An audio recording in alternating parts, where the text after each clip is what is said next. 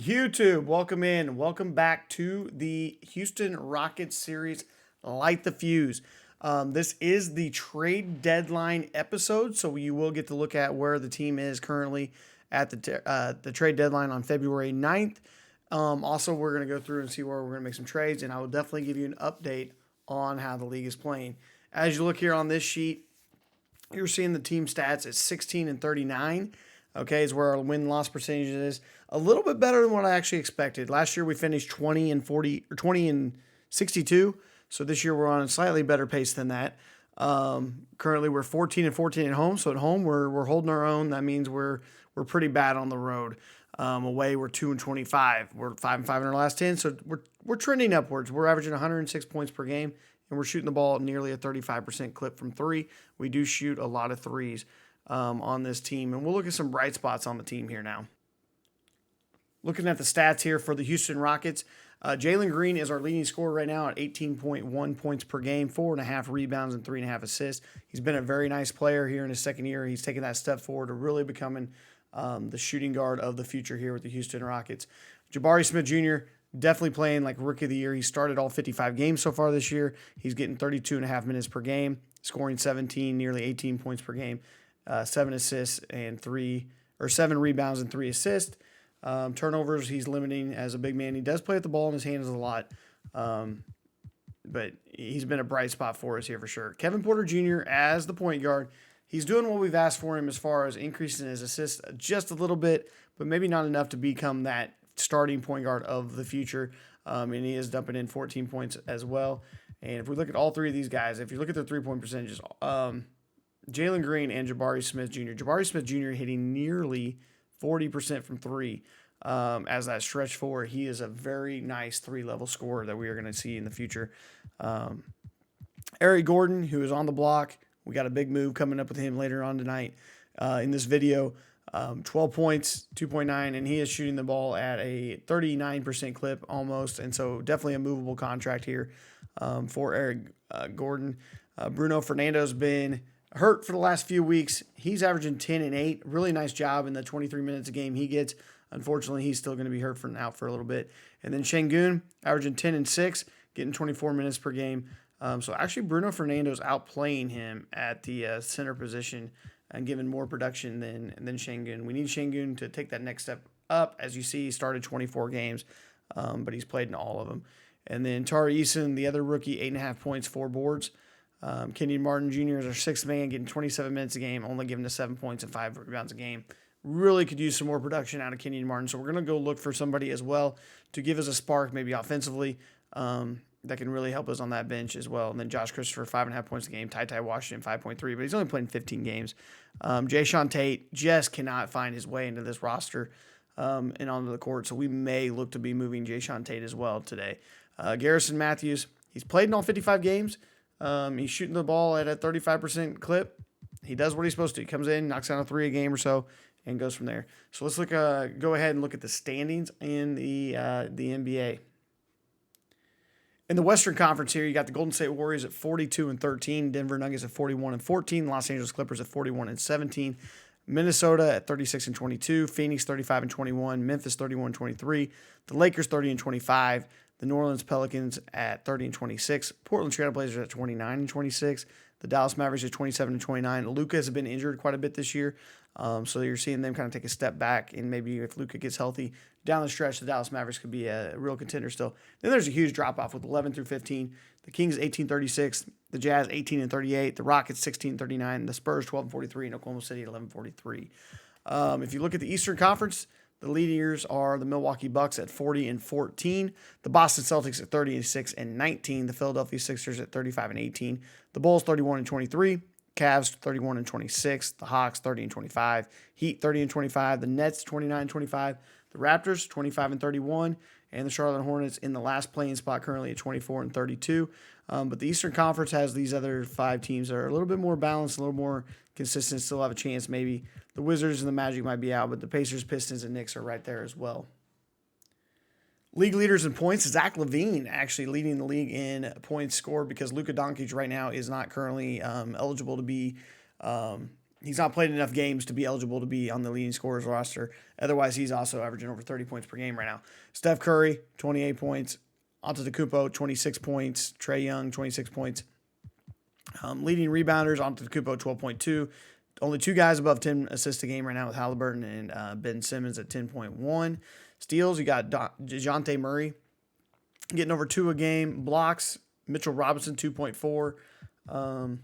Leading three-point makes is Steph Curry is averaging 6 per game, but Fred VanVleet is averaging 5.1, with Zach LaVine averaging 4.1 3 points made per game. I've been pretty pleased with the team stats through the sim so far, with 116 points with the Bucks as our leading scorer, and then the Oklahoma State Thunder just under 100 points along with the Magic. Points allowed, the Rockets are the worst defensive team as far as giving up points per game at 116, and then the Clippers are still giving up under 100 points there at 98, and then the Warriors are 100 per game. Three-pointers made per game, we get an average between 17 and 8. The Pelicans don't shoot the ball real well. Three-point average, or attempts, 53 for the Mavericks, 25 for the Pelicans. Three-point percentages are on point. League average is 34%. And if you look here at 15, you get a team right at 34% as well. Rebounds are looking pretty good. As total rebounds, it's maybe slightly high for rebounds, but 57 to 50. Assists are broken every year. Too many teams average over 30 assists per game. That's just kind of part of it. Blocks per game, we got 6 to 3.8 and things like that. So pretty happy with where the overall team stats are. Here's where we're getting the nitty-gritty of the Houston Rockets and what we're actually going to do. So with our lineup, with Bruno Fernando out right now, we've had Kevin Porter Jr. getting 30 minutes a game, Jalen Green getting 35, Eric Gordon getting 25, Jabari Smith Jr., getting 35 minutes per game. Şengün's up to getting 30 minutes a game. Kenyon Martin, 30 minutes as the sixth man. Tari Eason getting 20 minutes as a rookie. Josh Christopher off the bench is giving us 13. Garrison Matthews giving us 12, and then Ty Washington is getting 10 points as a rookie as well. So we're playing 3 rookies right now. Ty is not a rookie. He's a second-year player. Excuse me on that. And Jae'Sean Tate can just not find his way into the rotation. He hasn't done well when he's in there. We're looking to get Fernando healthy again. But this team is not a playoff team. And like I said, I don't think they're a playoff team next year. So we're gonna go ahead and move Eric Gordon in this contract. And why this contract is kind of interesting, because of the way he shoots it, and it's a pretty affordable contract with a contending team. But if you look at the contract with him, as we scroll over here, and if I can find it sometime today, 19.5 points per game, $19.5 million a season. Not a huge contract. It's a big contract, but it's an affordable contract at the age of 34, and he's got a team option. So he is definitely movable to a winning team, and we're going to look for a team that can take Eric Gordon's contract on, and maybe we can get something back in return for the future, maybe an asset or a pick. Here's the first trade we are going to propose. We're going to see if if the Lakers would be interested in taking Eric Gordon and Jae'Sean Tate in a deal to bring back Lonnie Walker IV, who's only averaging 10 points a game currently right now. He's in his last year of his deal. So a guy that we could extend out if we need to. But he's only averaging 10.5 points per game. Definitely a guy that we could use as a extremely athletic small forward shooting guard type to replace Eric Gordon. We get a lot younger, but he does not shoot the ball as well as Eric Gordon. As you see here, his shooting is actually trending downwards for whatever reason. So maybe he can get rejuvenated here in Houston. It just hasn't worked out in LA. LA is not quite as good as they thought they'd be this year. And, they want to just surround LeBron James with more shooting, which we're giving him with Eric Gordon. And then Jae'Sean Tate becomes depth as the big man, which the Lakers could desperately use. So maybe you can find some playing time in there. And then we're also going to bring in Russell Westbrook. The Westbrook experiment has just not worked with LA. He does not fit their play style. The ball's in his hands too much. So we would bring Russell Westbrook back in this deal, but we would just go ahead and release him and let Russell Westbrook go as a free agent and see if he's picked up somewhere. We have no intentions on getting him in the way of our young players and their playing time, but just to go ahead and allow the money works with us, and it allows us to take this humongous contract that Russell Westbrook has and get him out of LA at $47 million per year. So we'll go ahead and see, and then we're going to see if they won't throw in a second round pick with this to give us just a little bit of compensation there, as we are giving up the 2 more talented players in this trade. So we'll go and see if they're going to do it. This trade includes players that are involved in mentorship program. Do you want to make this trade? Yes, we do. And Rob Pelinka, the GM of the Lakers, says, we're not interested in this trade. However, I have a counteroffer I think can work out. So they want to throw in Kendrick Nunn as well. Kendrick Nunn, not a great shooter, still an expiring contract as well. He's not a great shooter, but he is a good defender, which we could use more defense as well. He's only averaging 9 points per game. What do they want to throw in there with us?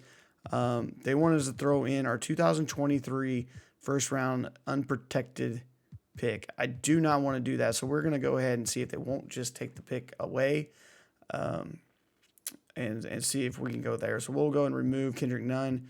We'll remove that pick. We want to keep that first rounder, and we don't care about Deshaun Nix, but we'll go ahead and see if they'll make this deal now. And we're not interested in this trade. We're going to see if we can't throw in this 2024 second-round unprotected pick. So we're actually going to give the Lakers an extra second-round pick from the Golden State Warriors.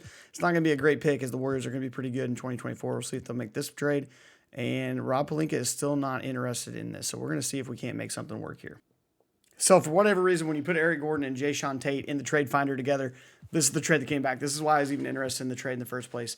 And so with no draft picks, no nothing, just straight up swaps for Eric Gordon, Jayshawn Tate, Lonnie Walker IV, and Russell Westbrook, the Lakers will go ahead and do this trade, and they have agreed to our trade offer. So we're going to go ahead, and the first thing we're going to do is go to our roster. And Russell Westbrook, we are going to release you from your contract, and thank you for your service. You are released to free agency. So Russell Westbrook will be released unless we sign by another team in the next 2 days. A waived player salary will count against your team's total salary for the remainder of the player's contract. We do not expect anybody to sign him. This will eat up into our available cap space right now, but that's not a big deal.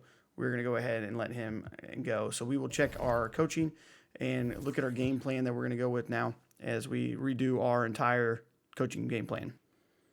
Now that we have our roster set, we're going to go with Kevin Porter Jr. at 25 minutes per game. We're going to go Jalen Green at 35 minutes per game. Lonnie Walker IV is going to get 25 minutes a game. Jabari Smith Jr. is going to get 35 minutes per game. And Şengün's going to give 30 minutes. Kenyon Martin's going to get 30 minutes. Josh Christopher is going to get 20. Garrison Matthews is going to get 20. Ty Washington is going to get 10. And Tari East is going to get 10 minutes there. So, not sure what this does to our team overall, but I am excited about what this gives us the possibility moving forward. If we look at our team intel, we're definitely a rebuilding team right now. But Kevin Porter Jr., Jalen Green. I am terrible with names tonight. Kevin Porter Jr., Jalen Green, and Jabari Smith Jr. We're definitely going to want to build around those with Şengün and Kenyon Martin Jr. Lonnie Walker IV, we'll see if we bring him back or not. He's only 24 years of age, so we got ourselves younger. And we got rid of Eric Gordon to just allow these young guys to kind of bloom and blossom, and hopefully that'll be better for us. Russell Westbrook will tell you where he signs on the next episode. But that's going to do it for the trade deadline episode. Thanks for tuning in.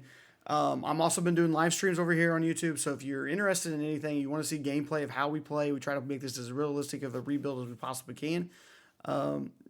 Be sure to check out the live streams. Check out my Twitch channel at twitch.tv/crazycoach. Join the Discord. All this stuff's going to be in the description below. So thank you guys for checking out this video, and I will catch you on the next one, which will probably be a live stream of some more gameplay. We may play one more game in before we end the season, and then we'll get into the offseason video, which I'm super excited to see where this Houston Rockets team can go for Season 2. 16-39, we kind of know where the writing on the wall is for us this season, and so we're definitely on to the next season. We just want these young guys to continue to develop and get better. But be sure, if you like the content, to like, subscribe, share this video out, comment, all the things that help on YouTube. So thank you so much, and I will catch you on the next one.